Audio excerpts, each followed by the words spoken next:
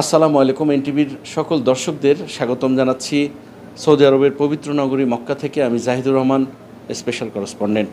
যিনি পবিত্র হজের দিন আরাফাতের ময়দান থেকে যে 14টা ভাষায় সরাসরি খুতবা অনুবাদ করা হবে, তার একটি ভাষা বাংলা, এবং সেই বাংলা ভাষায় সরাসরি তিনি আমাদের অনুবাদ করে শোনাবেন।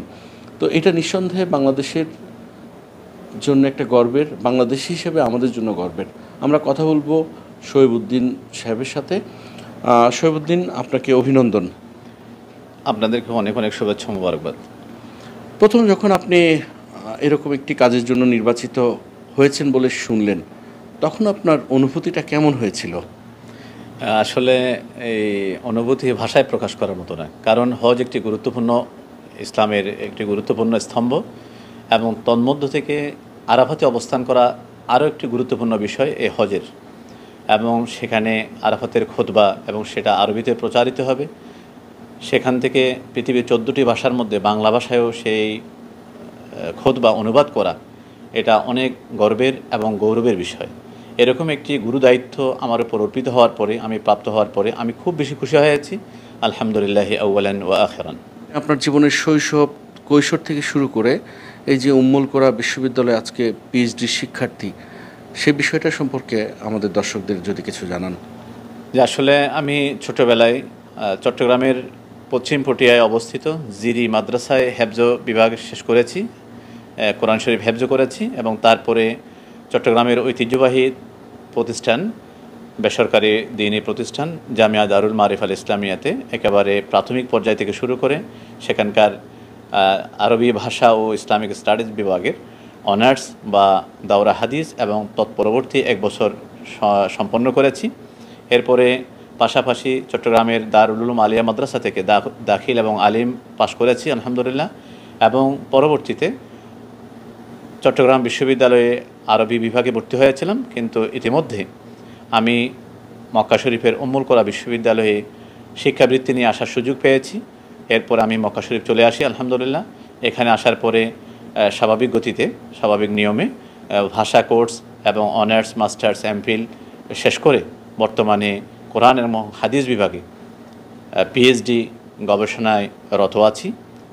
আর পাশাপাশি করোনাকালীন সময়ের আগে আমি দেশে গিয়েছিলাম, তখন আন্তর্জাতিক ইসলাম বিশ্ববিদ্যালয় চট্টগ্রামে আমি অ্যাডজাঙ্ক ফ্যাকাল্টি হিসেবে জয়েন করেছিলাম, এবং পরবর্তীতে সেখানে আমার সম্মানিত অত্যন্ত আদর্শ এবং সরাসরি শিক্ষক, আমার প্রাণপ্রিয় শিক্ষক, চট্টগ্রাম 15 আসনের জাতীয় সাংসদ জনাব প্রফেসর ডক্টর আবু রেজা মোহাম্মদ নিজামুদ্দিন নদভী হাফিজাহুল্লাহ তাআলা ওয়া রাআ যখন ট্রাস্টি বোর্ডের চেয়ারম্যান হলেন, এর পরবর্তীতে নতুন করে যখন আবার লোকজন নিয়োগ করা শুরু হলো, এই সুযোগে আমি অ্যাডহক বেসিসে আন্তর্জাতিক ইসলাম বিশ্ববিদ্যালয় চট্টগ্রামের দাওয়া অ্যান্ড ইসলামিক স্টাডিজ ডিপার্টমেন্টে লেকচারার হিসেবে জয়েন করি, এবং পাশাপাশি আন্তর্জাতিক ইসলাম বিশ্ববিদ্যালয় চট্টগ্রামের কেন্দ্রীয় মসজিদের খতিব হিসেবে দায়িত্ব পালন করছি।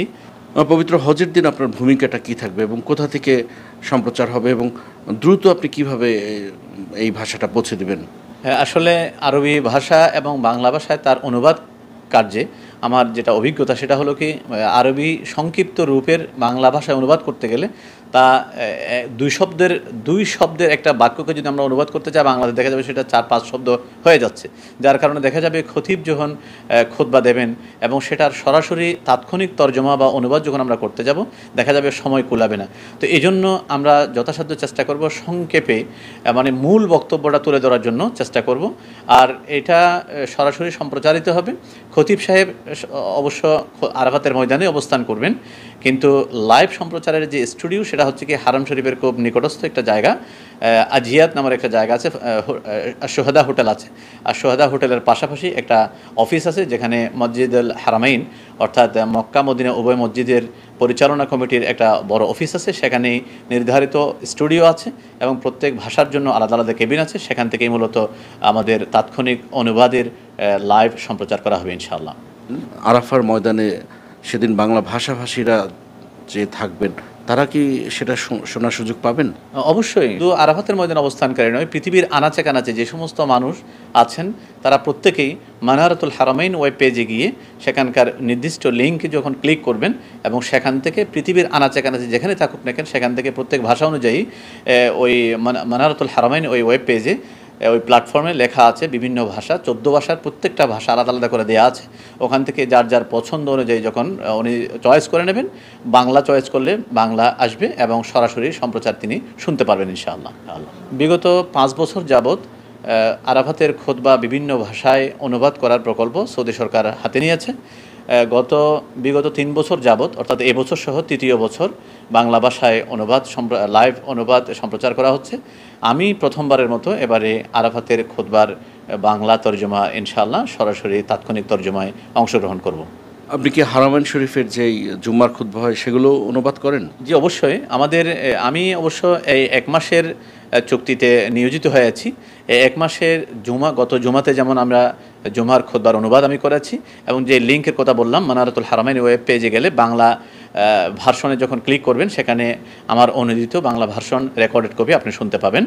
এবং আগামীতেও আরাফাতের খুতবা এবং আরাফাতের ময়দানের খুতবা এবং শুক্রবার হারাম শরীফের জুমার খুতবা এবং এরপরে ঈদের খুতবা সহ জিলহজ মাস পুরোটাই যত সব খুতবা হবে, জুমার খুতবা, ঈদের খুতবা, আরাফাতের খুতবা, সবগুলো আমি অনুবাদ করবো ইনশাআল্লাহ। এবং আমার সাথে আমার আরেকজন সহযোগী ভাই রয়েছেন জনাব ডক্টর মাওলানা খলিলুর রহমান, তিনিও আমার সাথে থাকবেন।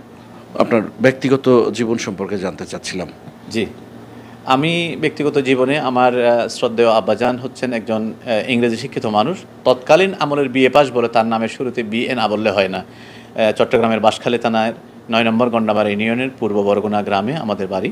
আমার আব্বার নাম আলহাজ মাস্টার রশিদ আহমদ চৌধুরী বিএ রহমতুল্লাহ আলাই। 2011 সালে তিনি ইন্তেকাল করেছেন। বিশিষ্ট সমাজসেবক এবং শিক্ষানুরাগী হিসেবে, দানবীর হিসেবে তিনি পরিচিত ছিলেন।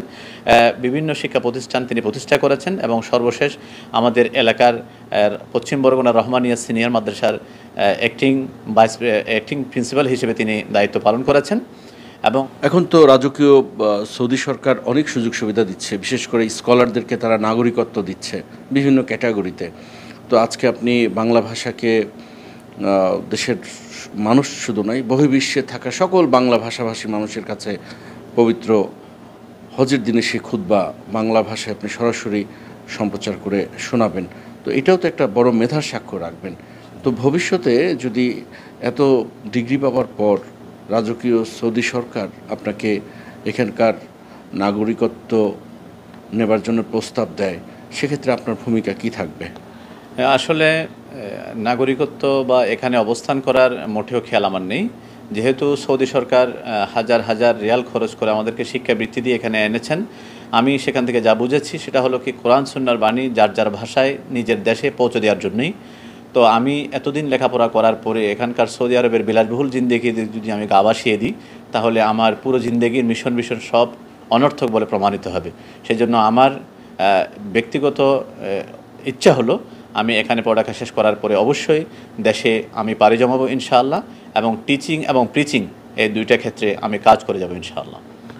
তো আমাদের দেশের যে মাদ্রাসা শিক্ষার যে গুণগত মান উন্নয়ন, সে বিষয়ে আপনার কোনো পরিকল্পনা আছে? ইনি শিক্ষা প্রতিষ্ঠান যেগুলো আছে এগুলোতে যদি সেরকম এই সিলেবাস যদি অনুসরণ করা হয়, আমি আশা করি ইনশাআল্লাহ আমাদের মাদ্রাসার অঙ্গনে যে সমস্ত ছাত্র ভাইয়েরা পড়ালেখা করছেন তারা শুধু মানে মাদ্রাসা মসজিদ অঙ্গনে নয়, পৃথিবীর আনাচে কানাচে যে কোনো ক্ষেত্রে তর্জমা হোক, বক্তৃতা হোক, লেখালেখি হোক, অনুবাদ হোক, সর্বক্ষেত্রে এবং যে কোনো সরকারের দায়িত্ব পর্যন্ত তারা আঞ্জাম দিতে পারবেন। সারা বিশ্বের যে প্রবাসী বাংলাদেশি ভাই এবং বাংলাদেশের জনগণ তথা এনটিভির যে দর্শকরা আছেন তাদের জন্য আপনার কি বার্তা? আসলে হাদিস শরীফে বলা আছে মাল্লাম ইয়াশকুরিন্নাস ইসলাম ইয়াশকুরিল্লাহ, যে ব্যক্তি মানুষের কৃতজ্ঞতা জ্ঞাপন করলো না সে পক্ষান্তরে আল্লাহরই কৃতজ্ঞতা জ্ঞাপন করেনি।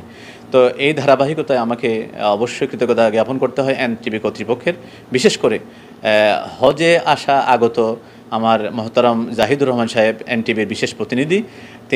আমি যখন বাংলাদেশি একজন ছাত্র ভাই এবং আরাফাতের খুতবার বাংলা অনুবাদের দায়িত্ব প্রাপ্ত হয়েছি, সেজন্য উনি অনেক কষ্ট করে, অনেক পরিশ্রম করে, বলতে গেলে অনেকক্ষণ অপেক্ষা করে আমাকে খুঁজে বের করেছেন, অনেক সময় দিয়েছেন, এবং তার জন্য আমি তাকে বিশেষভাবে কৃতজ্ঞতা জ্ঞাপন করছি জাহিদুর রহমান সাহেবকে, যেহেতু তিনি হজের ময়দানে আল্লাহর মেহমান হিসেবে আসার পরেও তিনি তার এরকম গুরুত্বপূর্ণ একটি দায়িত্ব আঞ্জাম দিয়ে যাচ্ছেন, এবং এনটিভির দর্শক শ্রোতার জন্য তিনি এত বড় খেদমত আঞ্জাম দিয়ে যাচ্ছেন আরাফাতের খুতবার বিষয়ে, এবং বাংলা ভাষাভাষী সমস্ত মানুষের কাছে তিনি এরকম একটা মেসেজ পৌঁছে দিতে পারছেন।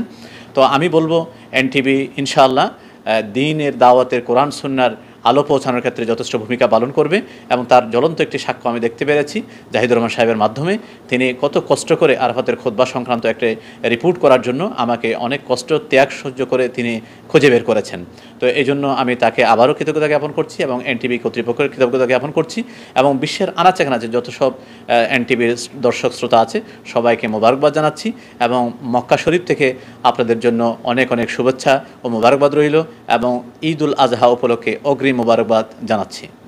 আপনাকে অসংখ্য ধন্যবাদ। অসংখ্য ধন্যবাদ আপনাকে।